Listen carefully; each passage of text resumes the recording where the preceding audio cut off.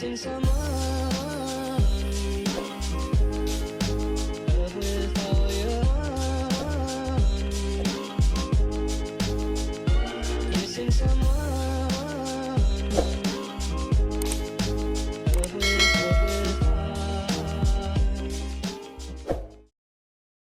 Always had long hair, and so I've been growing this for years. Yeah. And I've just been trimming it and coloring it myself. But a year ago I decided to go gray, so all of this is in that year's time. And I just feel like I'm ready to have a good cut, have some layers so that I get some volume, and then and get one solid color. So I'd like to get it all, if it's possible, to get what's left after you cut, all solid gray. Just like as even as possible. Yeah. Okay, Yeah. as far as the haircut, how much did you want to cut off? Well, I'm looking at maybe 4 to 6 inches.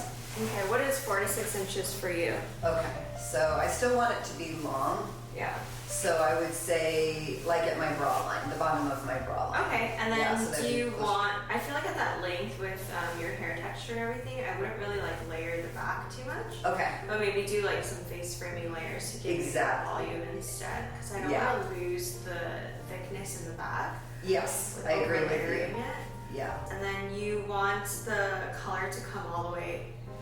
and Right, blend like in. just a solid gray. Yeah, that's Can I fine. see your inspo picture again? Do you Yeah. want to plug it up? So she has it more concentrated here. Let me just show the camera. Okay. So she has it more concentrated around the face. Yes. Is that how you want it? Because it seems like she has a little bit more dimension in the back, similar to what your natural gray pattern is like. Yeah. I'm turning myself over to you as the expert. Okay. And you just use your judgment on what you think would look best. Okay. And yeah. What was your color history before? Like, what were you getting done? Well, all of this color probably was done by me, and I was just going to Sally's Beauty Supply, and I was using the developer with liquid.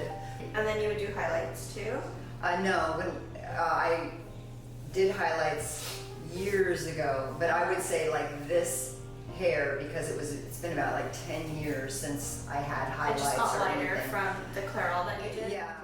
Hello guys, welcome back to my channel. So as you can tell from our consultation, we did a very thorough consultation before starting this color project, and I was super excited to take on this client.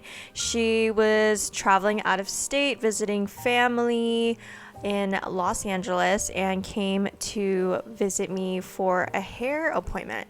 And based off of our consultation, we agreed that we were going to do a blend where the front was a little bit lighter so that we could complement her natural gray pattern, but keep the back just slightly more dimensional, nothing too dark, because she does want to feel super blonde.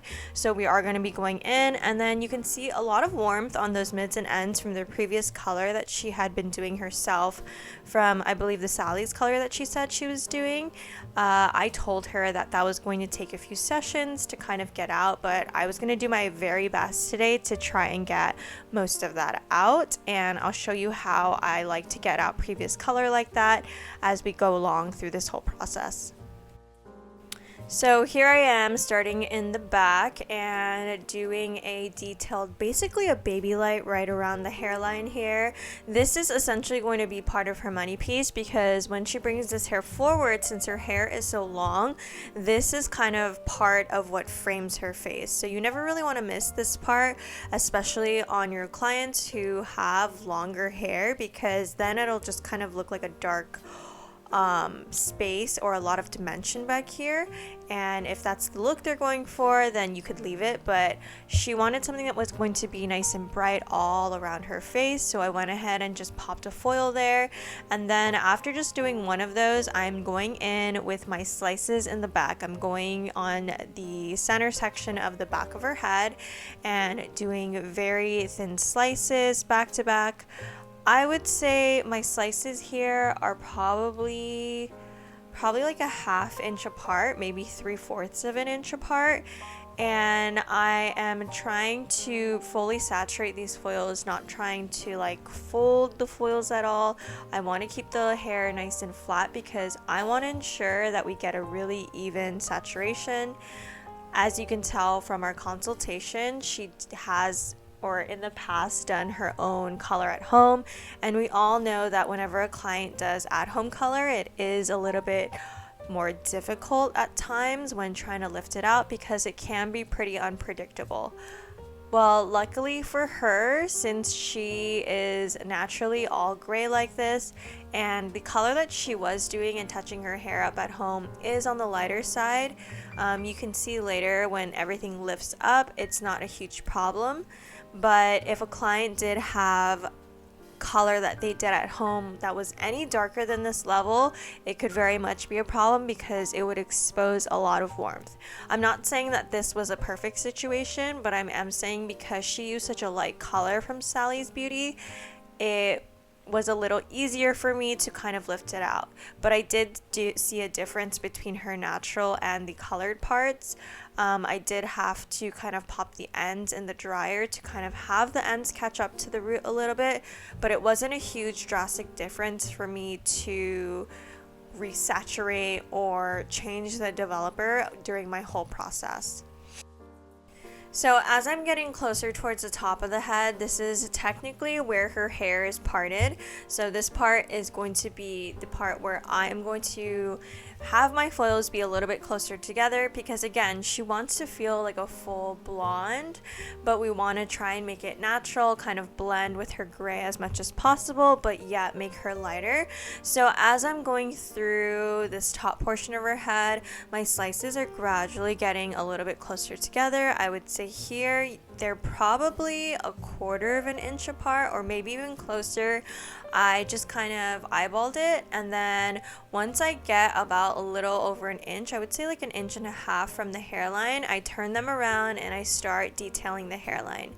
So as you can see from her hairline, she's pretty much all white around her hairline, which is gorgeous and beautiful, and I get so excited when a client has a hairline like this because when this part grows out, it is the most seamless, beautiful blend. And so because of that, we're going in and I'm doing slices back to back. And when I say back to back, that means that there is going to be no negative space in between, and by negative space in between, I mean hair left out in between the foils. So those 3 first foils are back to back, technically like a solid, think of it as like a solid section of just foils in the hair. And so that is going to create a very solid money piece that is going to blend really seamlessly with her natural. And I'm going to continue that on the side too. So I do just slices on here and just back to back, no negative space at all, because I really want these pieces to pop. And because she's already so wide around the hairline, I want it to blend really well. Now, if you had a client that didn't have all white around the hairline, I would have maybe weaved it and not done a slice. Sometimes if a client is not white all around their hairline and you do a slice, sometimes that can be a little bit too much of contrast, and then their roots start to bug them a little bit quicker around the hairline. So you kind of have to be like strategic with what kind of weave or placement that you do at the hairline, because that's kind of everything that frames the whole color. And when they put their hair up, that's like the first thing they see. And I feel like if the money piece doesn't blend well with their natural hair, it's going to be the first thing that bugs them right off the bat with their color as it starts to grow out and fade. So I feel like mastering that part is really key, especially when you're doing any type of gray blending situation like this. But definitely just something I always double check and ask, even if a client has been with me for years or not, if they want to switch up their money piece placement. So after that, I went in and did a weave above the ear, and I'm continuing my slicing pattern up the side of the head all the way till I reach the top. And the spacing on the side is pretty much similar to the spacing that was below the crown in the back. And so after that, once I finish her whole full head of foils, I'm going in and you can see me separating the hair, and I am going to start her tip outs. And so what tip outs are is you can see all of that previous color that she has on the ends. I am going to try and lighten them out, but to lighten them out I need to ensure a beautiful blend. So I'm going in and I'm taking sections that are not very thick. I would say they definitely are on the finer side, and then I like to tease, weave, and over direct. And I feel like doing my tip outs that way lately have just made my tip outs so seamless to where you can't even tell where I did the tip outs, where the tip outs start when it's all done. And the key for this part, what I'm looking out for with each section is, one, I need to make sure that my section is see-through enough. I tease accordingly, and I tease from the bottom all the way up, usually 1 or 2 times. And then I will do like a baby light or weave, and then over direct these pieces towards the front. And as I'm going through, sometimes when I do my teases, I try to actively pick out pieces that are a little bit darker and warmer to get those pieces out of the way, since this is her first session. So as I'm weaving the tease, that's the part where I'm kind of looking for and trying to pick out any pieces. And then the other thing is I want to make sure that these sections are super see-through, even more see-through than my slices initially. And when I paint these tip outs, I want to start painting at a slant where the color gradually gets a little bit higher towards the front of the face and then gradually gets a little bit lower towards the back. And then here's my beautiful client with all her foils at the very end before she went under the dryer. So now I'm pulling out her foils. You can see how clean of a lift. I forgot to mention, I am using the Danger Jones powder lightener. This lightener is 9+ levels of lift, and I did start a bowl of pretty much 10 volume in the beginning and then just finished off the head with just 20 volume. And you can see how beautiful it lifted my client's hair. This is exactly the level she needs to be so that we can create those beautiful icy silver tones. I feel like if you don't get a really good lift and make sure that your client has a clean lift with silvers, you can definitely see the warmth. And according to however you lift your client's hair, I do kind of tweak my silver and gray formulas based off of how much warmth is in their hair. Okay, so now that I have rinsed out her slices, now I'm going in and rinsing out her tip outs that are ready. So the way that I like to get rid of or brush out my tip outs is I will rinse the areas that have bleach on them and then try to keep the areas that I have teased dry so that I'm able to kind of brush it out a little bit more seamlessly. So I'll kind of just wet the ends, put some conditioner on them, and then it just makes the teasing part so much easier because it's a lot less painful. I feel like as soon as you wet the hair where the tease actually is, that's where it gets knotted a little bit more, because wet hair does tend to get a little bit more tangly opposed to dry hair. So I try to keep the teased areas as dry as possible before I completely brush out the head. So since she lifted so well and she pretty much is going to have the front a little bit lighter, I pretty much just like to do a shadow root behind the hairline money piece section. I don't technically will shadow root, especially on hair that is this level and this texture. I will do a very baby tap root all over behind the money piece first, and for this I'm using a level 6 ash, and so the ash is more blue base, and this is just kind of gonna blur out any of my highlight lines really and just make sure that everything looks super seamless and blended out.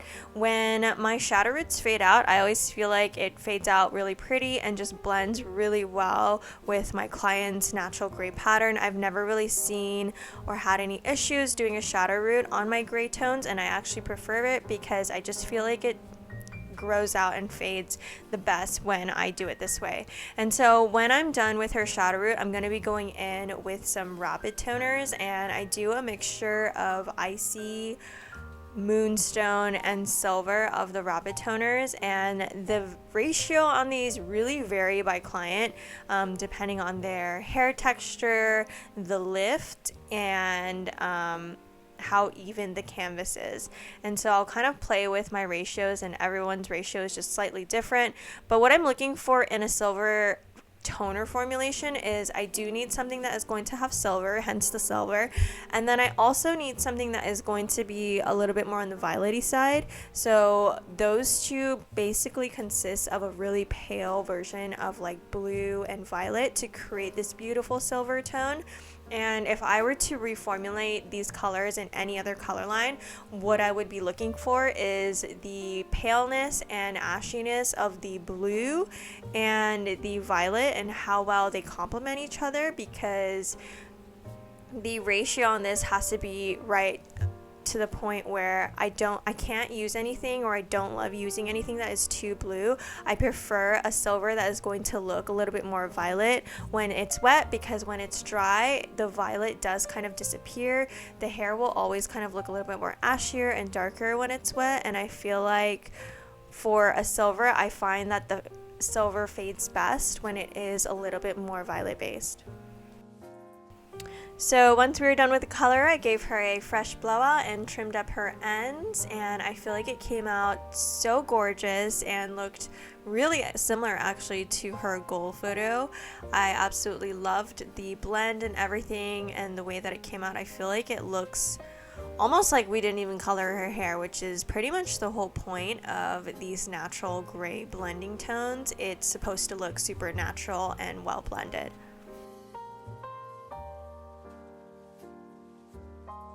So as far as maintenance on this is going to fade out beautifully and match her natural gray pattern almost perfectly, in my opinion, and I feel like she will be able to maintain this silver tone with the Barcelona purple shampoo that I sent her home with.